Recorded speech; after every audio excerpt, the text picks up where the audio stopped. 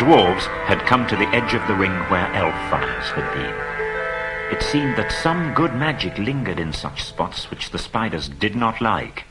There they lay, puffing and panting. But very soon they began to ask questions.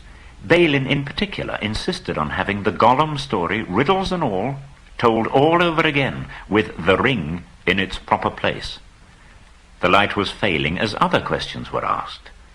Where were they, and where was their path, and where was there any food, and what were they going to do next? All of a sudden, Dwalin opened an eye and looked round at them.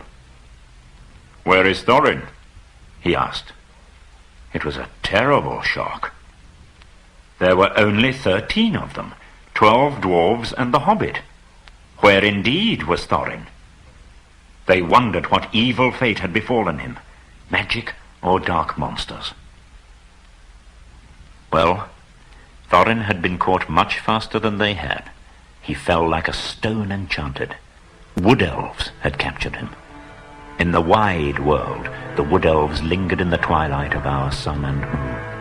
And in a great cave, some miles within the edge of Mirkwood on its eastern side, there lived at this time their greatest king.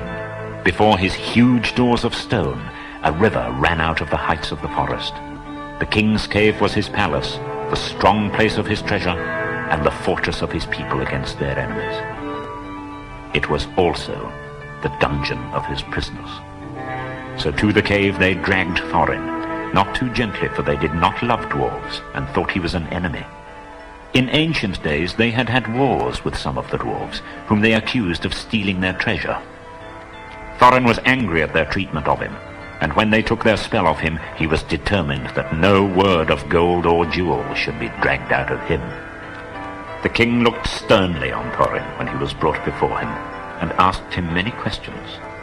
But Thorin would only say that he was starving. "Very well," said the king. "Take him away and keep him safe until he feels inclined to tell the truth, even if he waits 100 years. There in the king's dungeon poor Thorin lay, and after he had got over his thankfulness for bread and meat and water, he began to wonder what had become of his unfortunate friends.